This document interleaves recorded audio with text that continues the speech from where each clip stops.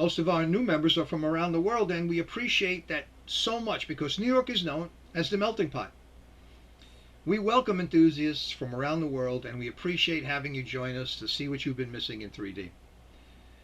Now be sure to subscribe to our YouTube channel so you'll be notified about the new videos that we slave to make for you.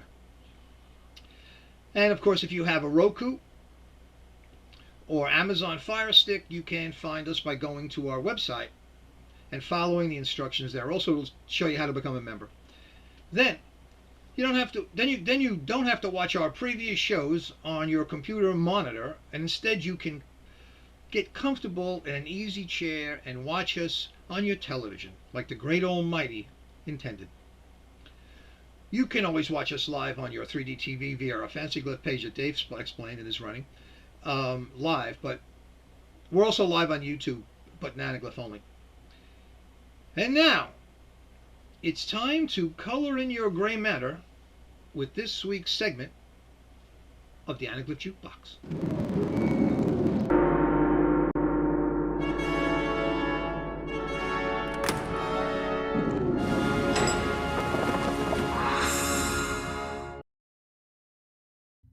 Welcome to today's edition of the ANAGLYPH Jukebox. You never know what you'll find on the old jukebox. Let's press B31. Okay, we've got Paris en relief. On a volcan si on y était. We see them as if we were there. Albums on ANAGLYPH offers striking impressions of the relief and perspective of monuments. Ask your bookseller to complete your collection. The views in this album will be seen in striking relief by the use of the accompanying two-color eyeglasses. Apply it closely to your eyes. After a few seconds, the various planes will gradually appear. If you usually wear spectacles, keep them on. Paris en relief is part of a series of 17 ANAGLYPH books published in France by Les Editions en ANAGLYPH. The albums are 10.5 by 8.25 inches and have cardboard covers with 18 interior pages and 16 3D images. Originally published in 1937 and sold for 180 francs, they would have been about $1.60 each, inflation adjusted. Of the 17 albums, only 2 feature subjects outside of France: Rome and its monuments, and Istanbul and Turkey. For a very long time, France and the United States seemed to lead the world in their devotion to, and the variety of, their stereoscopic endeavors. And if it weren't for the French, there wouldn't even be an ANAGLYPH jukebox. In the book Paris in 3D, From Stereoscopy to Virtual Reality, 1850 to 2000, a good friend of the New York Stereoscopic Association, Dennis Pellerin, detailed the development of the ANAGLYPH process in his chapter, The ANAGLYPH, a New Form of Stereoscopy. Tracing the antecedents of the ANAGLYPH takes us back to a November 1851 article in La Lumière by Parisian chemist Marc-Antoine Gaudin, who references an experiment by an optician, Jules Dubois, to project three-dimensional images on a backdrop. The concept of stereo separation by complementary colors was slowly being born. 2 years later, in 1853, the German mathematician Wilhelm Rollmann presented stereoscopic drawings in yellow and blue. 5 years after that, in 1858, in France, red and green colored filters were used for the first time on 2 projectors by Joseph Charles d'Almeida. Optician Alfred Molteni gained fame for his anaglyphic projections using the method developed by d'Almeida. Quote, on 15 September 1891, the French inventor Louis Ducol du Harron, 1837 to 1920, submitted a patent for, quote, prints, photographs, and stereoscopic images that produce their effect in daylight without the use of a stereoscope. The process, which he called the anaglyph, involved the superimposition on paper, and not the projection, of the images of a stereoscopic pair in red and blue. He agreed to give up the rights on his patents for any attempt, quote, which aimed to print and publish an anaglyphic image of the moon suspended in space. Dennis Pellerin. Okay, you cleaned your plate, you made your bed, and you were very attentive to today's presentation. So, as a special bonus, and at no additional cost, the jukebox is going to present 4 images of classic French stereo viewers and their cards. All 4 are similar to what's sometimes referred to as second-generation TrueView format from an American firm, in that they use rectangular cardboard cards to hold their stereo photo pairs. Lestrade. The Lestrade was a stereoscopic viewer similar in concept to Viewmaster, except that the images are on a rectangular card rather than a circular reel. Each card contains 10 pairs of images on Kodachrome slide film, and each pair of images has 2 sprocket holes to advance the card using a lever on the viewer. Bruguière. Bruguière began making parallel pair 3D viewers in the late 1940s, starting with the simple but excellent Bruguière No. 1 viewer. Their Stereoclick Super Viewer from the mid-1960s is one of the jukebox's all-time favorites for its design and function, especially the metal ring between the lenses for focusing. Bruguière stereo cards, though similar to Lestrade's, were not interchangeable. They had one advanced sprocket hole to the Lestrade's 2. Color relief. The lenses on this viewer, though close together, are of very good quality. The light apertures are large and capture a lot of light, so color relief stereo cards feature bright, clear color images. This viewer also works with Bruguière stereo cards. Georges Bruguière purchased the color relief company in 1965 and shut it down several years later. Romo. The brand name Romo was derived from the name of its creator, Robert Mouzier. Romo stereo viewers were manufactured in the 1950s up until 1968. Romo cards have 12 stereo pairs, although some special editions consisted of just 10 images. Romo produced quality images whose color and clarity hold up very well today.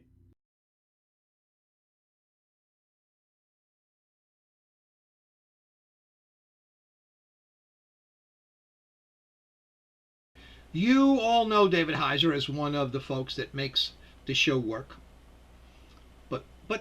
But can you believe it? He also goes out and takes 3D pictures.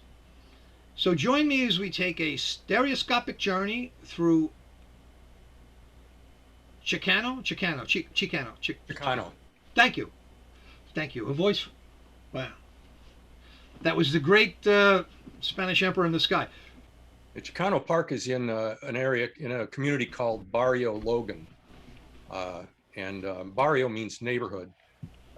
It used to be part of a larger community called Logan Heights, and then Interstate 5 was cut through and sort of cut it off. And then they built an intersection between Interstate 5 and a bridge to Coronado Island, and with all these elevated causeways. And so it became a sort of a gathering place for the Hispanic community, for the barrio. And people started painting on these bridge abutments. Actually, that wasn't going on much. But then the California Highway Patrol was going to build a station there in that area. And so the local people rose up and took them to court, and they won.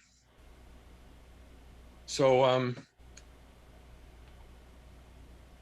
then in and also there was a steering committee formed to help guide the kind of features and events and artwork that went into the park. I love that the steering committee for the overpass.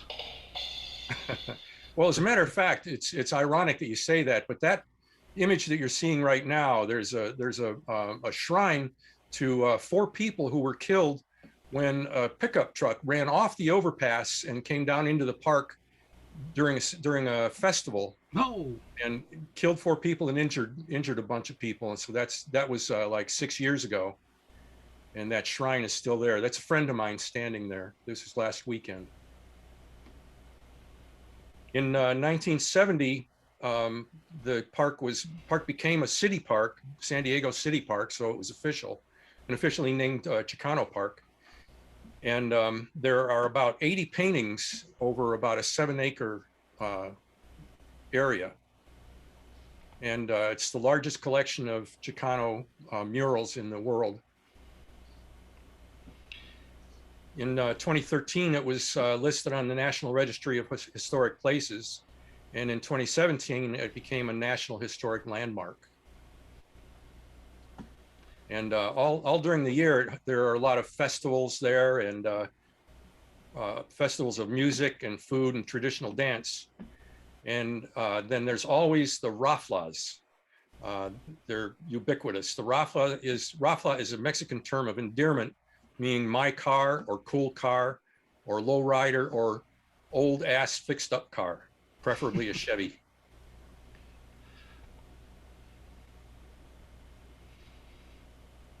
There's my two friends. The guy used to be a New York photographer, and he was published in such prestigious magazines as Hustler, Cherie, Oui, and Stag. Now he's a food photographer, prestigious food photographer. There's an abutment that is currently being painted. So that's going to be for another car club called the Brown Image Car Club. Was it, did it have the park feel before people started painting it and it became a park? Because it wasn't really, it was just a space under the overpass, right? Yeah, it was basically just a bare area under there. It wasn't really designated as a park or facilitated as a park. Oh, that's Emilio Zapata, who was a Mexican revolutionary hero. So all of the landscaping and all that stuff, that as a result of it becoming a park, or was just a bad? Exactly. And the city of San Diego fixed it up. Well, we owe it to Chips. We owe it to the California Highway Patrol for kind of, Yep. ruining everything, and then all of a sudden it turned into that. Oh, one more reason to thank Chips. I'm saluting towards California. It's wonderful. And there's some of the Raflitas, they call them, my little car. And these guys just showed up? Yeah, as a matter of fact, they were having a big gathering the day before. There were 500 cars the day before, not here, but at another location. And these people kind of hung around and came to the park just to see it. Let me tell you. By the way, go ahead. The colors in these images, the colors aren't very good in ANAGLYPH, of course. You can see the colors much better if you go to Google Chicano Park, and it's just amazing. And there was a chick. I knew there'd be a chick somewhere in Chicano Park. Okay. Yeah. All right. She's the wife of one of the car owners. In the background, you can see the bridge going across to Coronado Island. They're so different than a hot rod, right? Like a hot rod was kind of these guys did.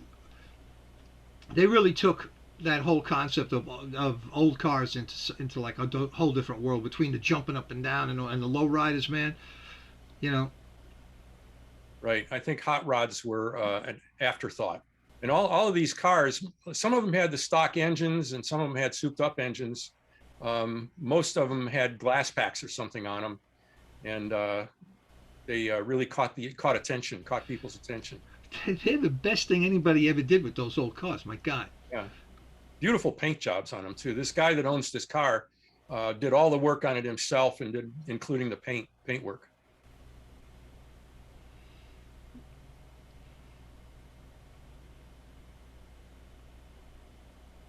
We really enjoyed meeting these people. We made some friends. I'm sending 3D pictures to the guy Sal. You saw his back a little while ago, with a listing of all the cities that they have clubs in. Now, did you know why they all showed up, or is this like a thing they do every week or every month or something?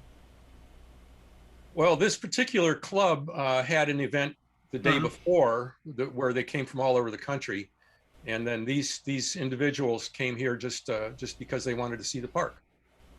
So there was maybe, what is that, like about 10 cars there? But that's 10 out of 500 Man. that were there the day before in San Diego. So that's now a city park, and it's called, what is it called? Chicano Park. So no, that was fantastic. Now, I appreciate that so much. That was great. And now Big we'll round move of on. applause for Mr. Another Patrick. round.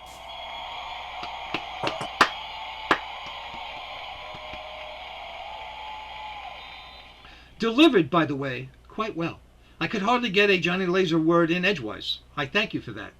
I was trying to get in there. That was a big accomplishment. Thank you. Yeah, no, that was excellent, man. You left us better than you found us. Now, a word from our good friend, photo historian, and so much more from the London Stereoscopic Company, Denis Pellerin, the man who civilization at large, see the big words give me trouble, civilization at large is indebted to for providing the missing dimension to historical stereographs with the books that London Stereoscopic Company publishes, and obviously before that even. Take it away in hyper, Denis.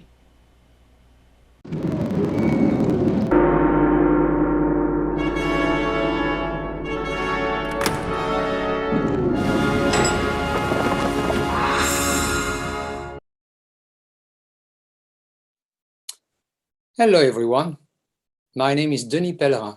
I am a photo historian from the Brian May Archive of Stereoscopy, but today I'm talking to you in my capacity of director of Dr. Brian May's London Stereoscopic Company. We are not the original London Stereoscopic Company.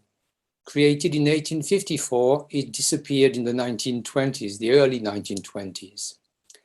Dr. Brian May bought the name and the logo and revived the London Stereoscopic Company in 2006. And since that day, we've been doing exactly what our glorious ancestors were doing, glorious predecessors were doing. We've been selling books and cards and lots of things. And as you can see, I'm sitting outside our premises in Regent Street. No, I'm just kidding. We don't have a physical shop. Everything takes place online. Before the pandemic, we used to have stalls at photographic fairs and every year at the trade fair during the National Stereoscopic Association 3D convention.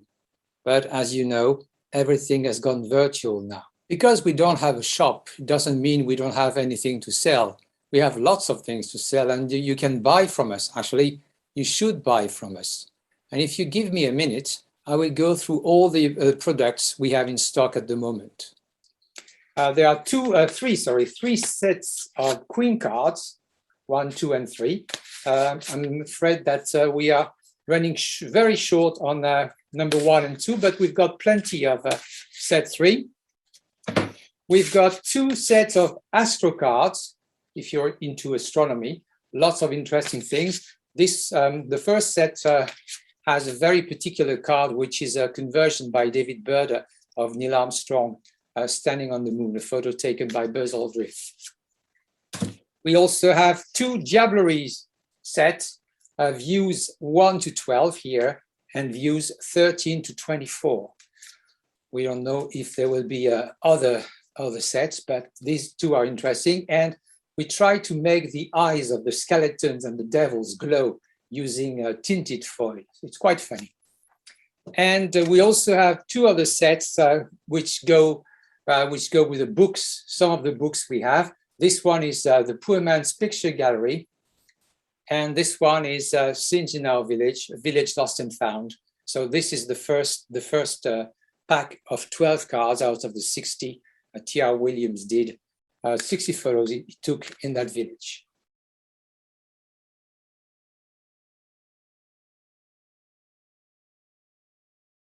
Now, Dave Comeau is another engineer in the engine room of the NYSA. He also serves as the secretary of the New York Stereoscopic Association, and you all know this by now if you know Dave, one of the most knowledgeable folks. Hey Dave, plug your ears for this, please, because I don't want to actually have to pay you for something. He also serves as secretary of the New York Stereoscopic Association and one of the most knowledgeable folks in the technical landscape of 3D processes and solutions. Today he's going to give us a brief overview of a program you can use to help you in 2D to 3D conversion as well as other processes. Take it away, Dave. I'm going to go hide. Thank you, John. most recently, I also served as the technical director for the National Stereoscopic Association. This is kind of ridiculous. If you're joining late, we've been broadcasting on 4 platforms. We've got this Zoom meeting, we've got YouTube. We are also in AltSpace in VR, and I apologize for getting the sync on that last thing off a little bit for the AltSpace people. And then also we were doing the StereoPix rooms. So we have Jim Harp. So we got a lot of people juggling things in the background. So I am going to start minimizing some screens, and I'm going to share my screen, and we will talk a little bit about some software on the web, which will help you convert 2D to 3D.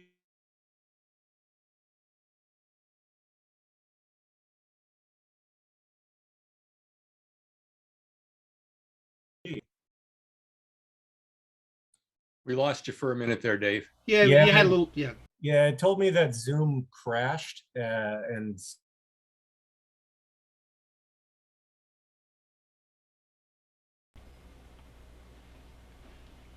Obviously, that was my fault by bringing, somehow channeling Murphy's Law to this poor man.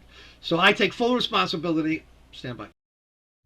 all righty. So I quit AltSpace. Maybe we got a little bit more, but Zoom has told me it crashed. So hopefully we'll be okay. So you can see my screen here. There's a company called Leia, and they are selling a product called the LumiPad, which some people have.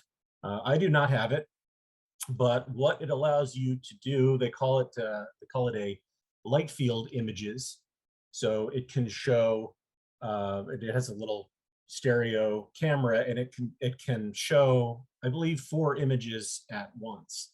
So it can convert 2D to 3D kind of on the fly on the hardware itself, or in the software, but on the tab or the tablet. And I don't have one. If anyone out there has one, raise their hand. They can check in the video thing. I know we know a couple people have one, and we hope to talk more about it in the future. But so at the end of the day, it's a piece of hardware that you could buy, and it lets you see stuff in 3D. And what they've done is they have put out a piece of software on the web, which we can use for their product, and we can also use it to create 3D images for our own purposes, or depth maps for other products like the Looking Glass, Facebook 3D, etc.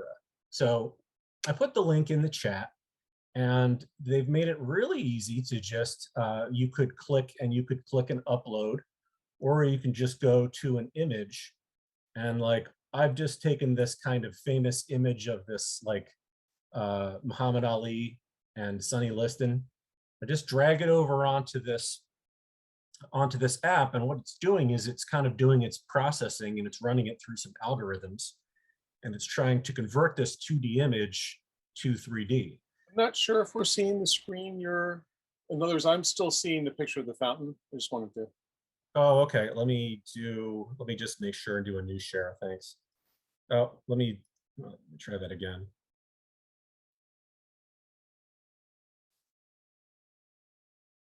Okay, you got that?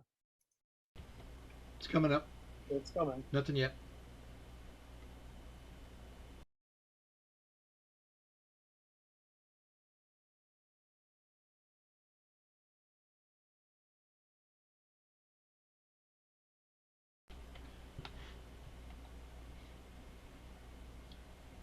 Got it. Looks Okay. good. Zoom quit again.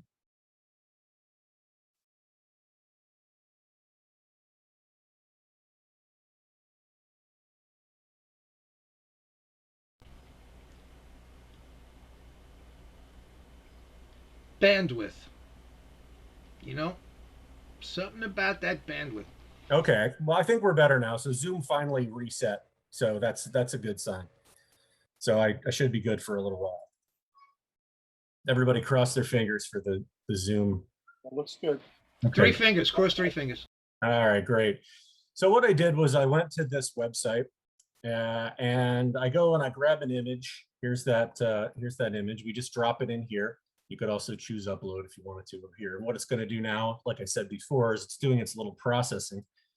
And like I've said in other presentations, a conversion is conversion. So you're never going to actually get that information on the other side of the object. But what this does is kind of what it did is it pretty quickly built a depth map for it.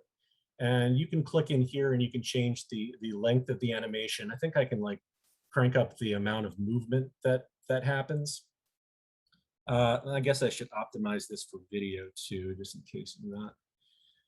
Okay, so we can change that. We can change the focus point. So we can say, let's kind of rotate around him on the canvas, or we can say, let's instead more rotate the background around. So I don't know what you want to do with these kind of little movies. You can do, actually the animation style is nice. So right now we've got a wide circle. You can just change it. It's a tall thing. And then you can do like a sideways, kind of like a burst of images, right? So if you wanted to capture this, you could use that, make a lenticular out of this. But what I really wanted to show is that the thing that it created, right now it made a depth map and it overlaid it onto that.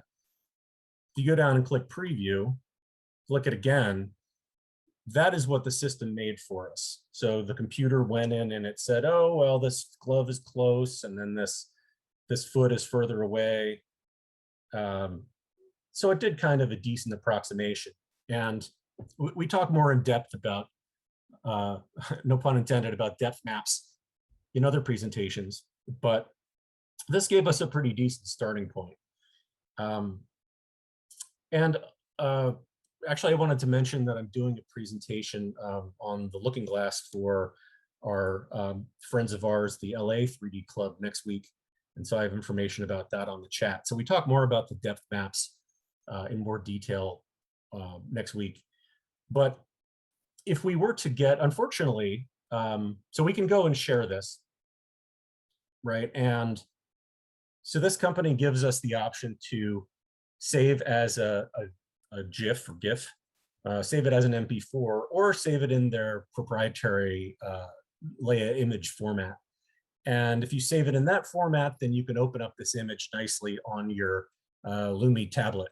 So it makes sense that the company would want to sort of make things seamless, get into their ecosystem. But a lot of people saw this and said, oh, can you export the depth map, or can you create a stereo pair? And they said that that's on their roadmap. So maybe in the future we can export the depth map or make a stereo pair right from here. But in the meantime, what you can do, if you click on the depth map, maybe click on preview, is you can take a screenshot of that, like I've done over here.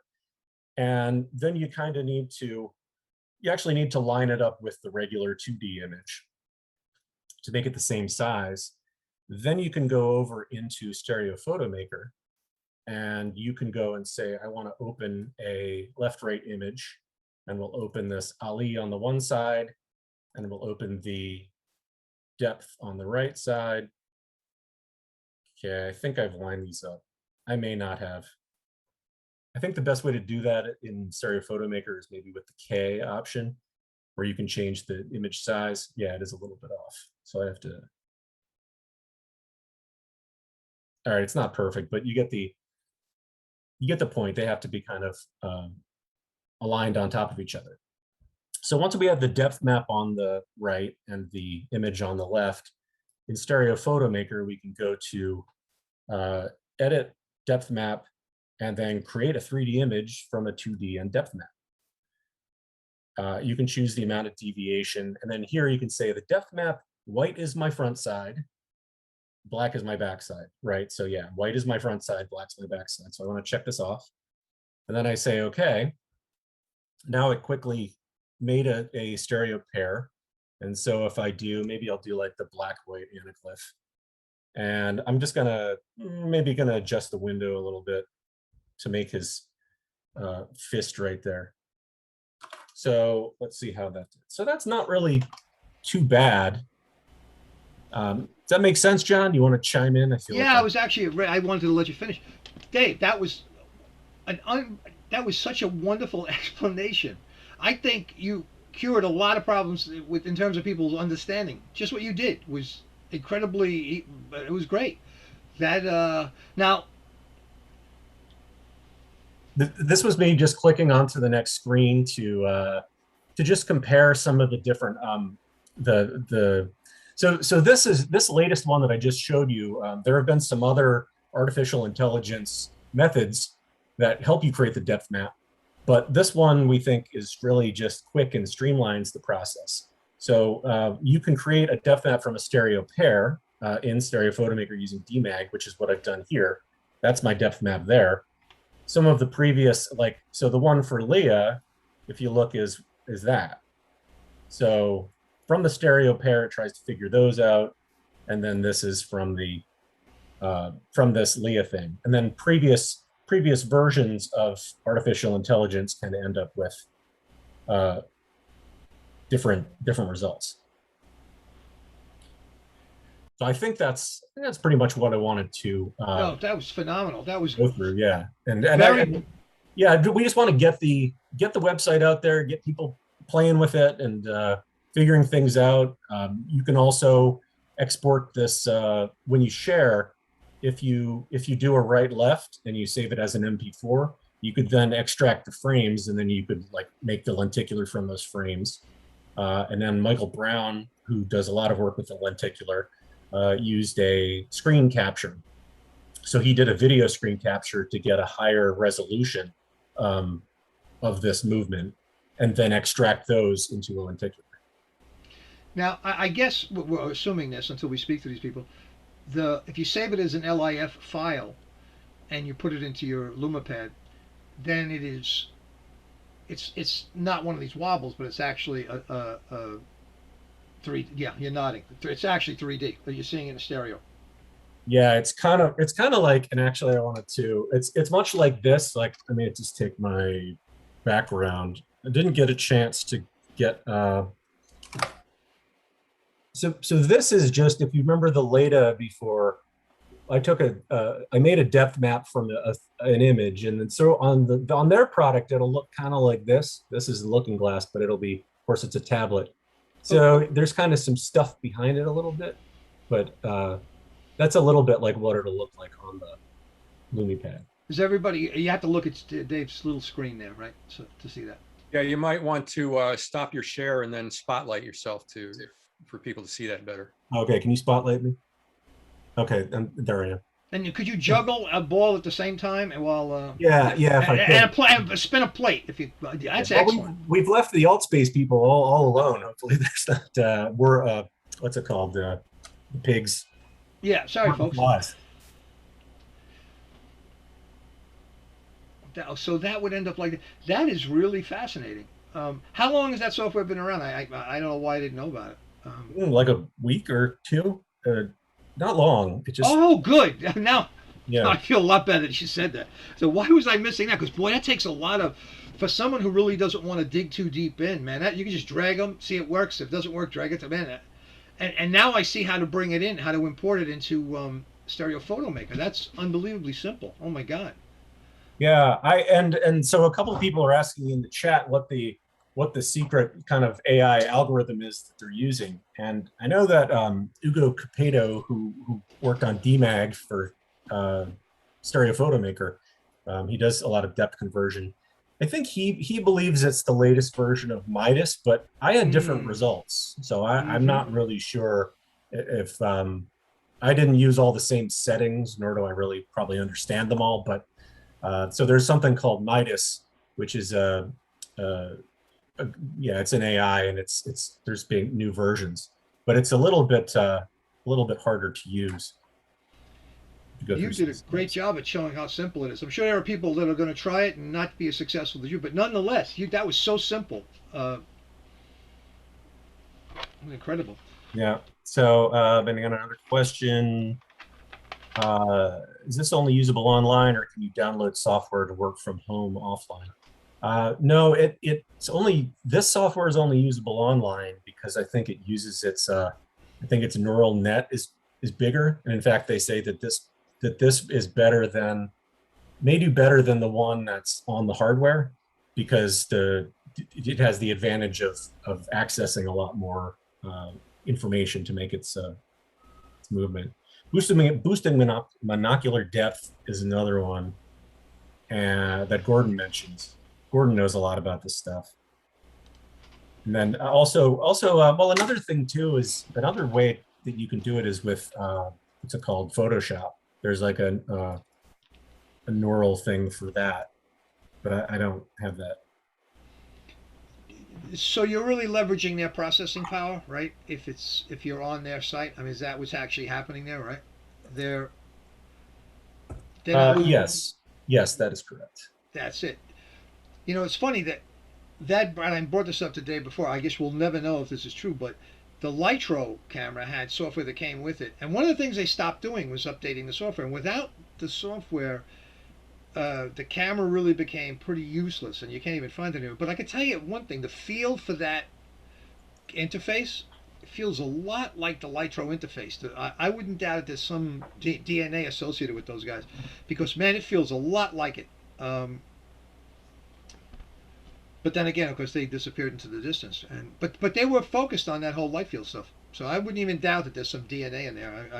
I'm curious, and I guess in the long run, I will find out. Yeah, Unless there's a lawsuit involved. Anyway. But by the way, another. So in the chat, there's a lot of questions about creating from the stereo pair, and so I can just. Oh yeah, please do, Dave. Yeah, I'll just even quick like pop in. I got to go to the English site. So DMAG is made by Ugo Capedo, and you can access it through Stereo Photo Maker. So Stereo Photo Maker runs and it goes off and it launches this external program. And the best way to install it, I found, shoot, I don't have it right here, but there's a way to install it somewhere on this page. And essentially you end up with, like, here's Stereo Photo Maker. And so if I load a side-by-side image, let's see what's a good image. Do I have any side-by-sides handy? Let's take one from this week, shall we? Let's take one of the Chicano Park ones. Let's see what it does for this one. Mm-hmm. I want royalties. Yeah. I knew that was coming eventually. Use a different one. This thing is probably good, right? They're unionizing on me, these guys. Yeah. So what I'll do is I'll just kind of stick it into Stereo Photo Maker, and you go to Edit, Depth Map, and you do. I want to create a depth map from my stereo pair. You want to align your stereo pair properly first, using Stereo Photo Maker, and let's give quick. Very good. All right, he's aligned it vertically. Well done.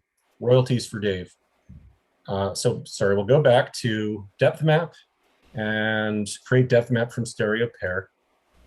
And at this point, I think if you don't have it installed, it'll ask you to point to it.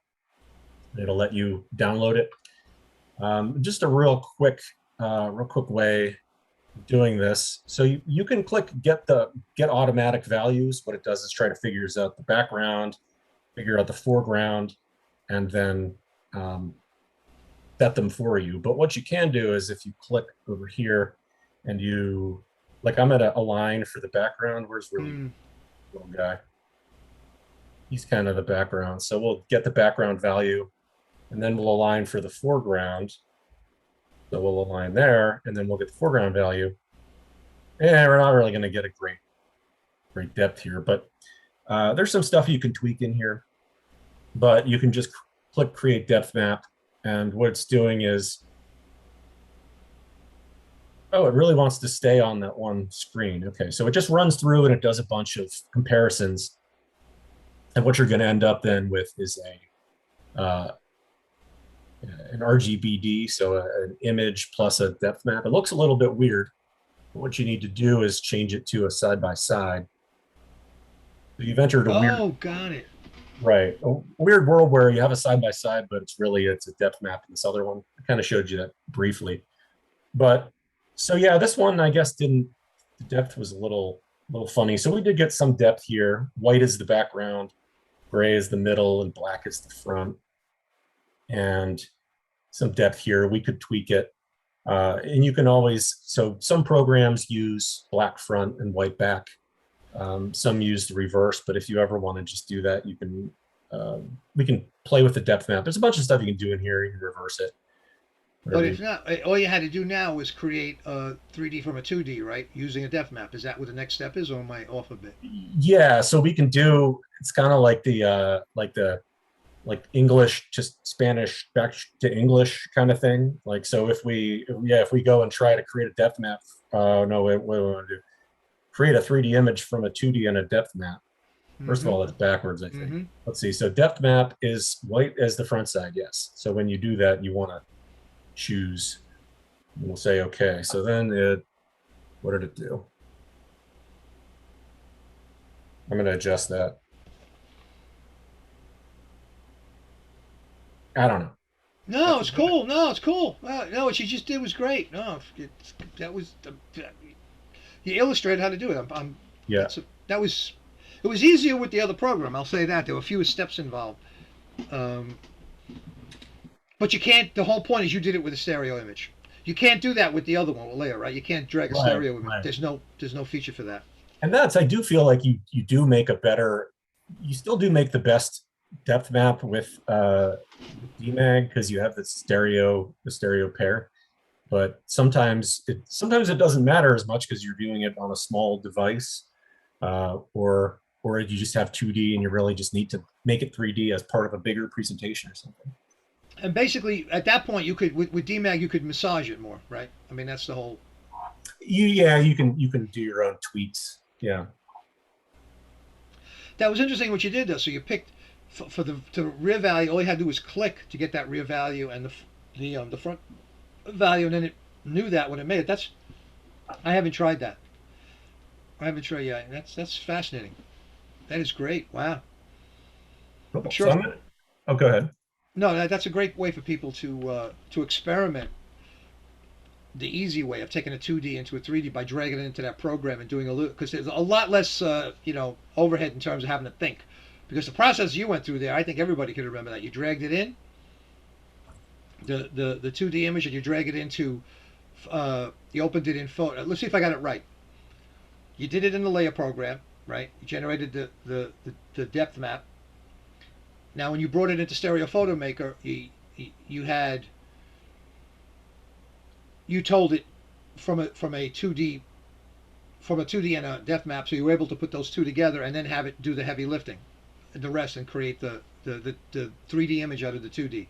So through the program, grab a depth map out of it, bring that in as 2D and a depth map. Boom, bam, boom. Next thing you know if you got it right or wrong. Boy, and then you know if you need to massage it more. If you got something that actually worked that way, it gives you the opportunity to go in and tweak it if you want. Could you tweak it at that point in Stereo Photo Maker? Like when you got to that? You can tweak it, and you can tweak the depth map in Stereo Photo Maker. You can also tweak the depth map in the online thing. So you can click this little in the Leia app. So you can click on this picker, and I think what that does, I think the picker lets you choose like black. So you can click here, and then that shows that, and then whatever you draw is going to be black. That's going to be got it. In SPM, I kind of like it a little better in Stereo Photo Maker because you can do let's see, depth map. Correct depth map is the option. So here you can change the shape of your brush and the size, and you can then you can press and hold Control key, mouse right click to pick the color. So you can right click in here to choose the Control right click to choose the colors. So I like that little bit of control more so than kind of online with the Leia. Agreed. Plus, you kind of know what I'm doing. That's where it seems a little like when you start to do the tweaking, right? You got to do it in here. Right, right. Yeah, And yeah. ultimately, then you could bring it into Photoshop or GIMP or something too, and you And do could your last. apply a blur and things like that. But that seems like just a low hanging fruit way to just go drag the 2D into that, take it, and see if you got something that you really want to work with, man. That's interesting. I have a bunch of stuff that I tried to convert that it wasn't happy in automated mode. It was not suitable. As you know, some of that stuff is just not suitable. You have to do a lot more work for whatever reason, and I'm sure you know the technical reason, and I'm sure Gordon does. But Right. Oh, hey, I did a YouTube on depth maps as well, so I might as well promote that. yeah, well, why? Yeah, of course. Put that in the chat too. No, that's that because that gets us back to the depth map and all that, and jargon, which I got to tell you, this was the most clearest I've seen so far, and I think that was really, at least to me, that was simple. The rest of this takes a little bit of computer chops. You really do have to have a bit of, but that seemed relatively simple. Well, Mr. Comeau, you did it again. Thank you. You left us with more depth than you found us. Wait a minute. When the battery goes, I'm out. But anyway, we're on to the. Next week is going to be fun. The week after, we're actually, conversing with the folks at Leia. We may have had, them in and maybe discuss a little bit about the Lumia pad and all that. If anybody's got one out there, please email me. Thank you once again. We're going to go into the after party. I'm going to go in. What am I going to do? Oh yeah, I'm going to put my VR glove, charging them in the corner. I'm going to head over there. So if anybody out there will see me, I'll be marching around and shooting my little gizmo at you, so I can find out who you are. You can't hide from Johnny Laser in VR. But plenty coming up in the next couple of weeks. But it's going to get really interesting by the end of November. Is really interesting. We got a lot of across the board great guests. Don't miss a weekend. You'll be sorry you did, because at this point we have a hard time keeping up with the editing. I'd love to get it on faster than we do, but man. So you're going to want to sit in on these. You're going to want to answer questions. Don't forget, get. I'm going to drag it out over here, because get the book. It's a great book. It's a great read, and you'll be able to ask Stereo Sue your own questions. So it's a great moment for everybody. Again, thank you. Are we ready to roll the credits? I'll see you guys at the end of the after party. Enjoy it. You got a bunch of smart people. There's a lot of people here. These guys good for answering questions. He's brilliant.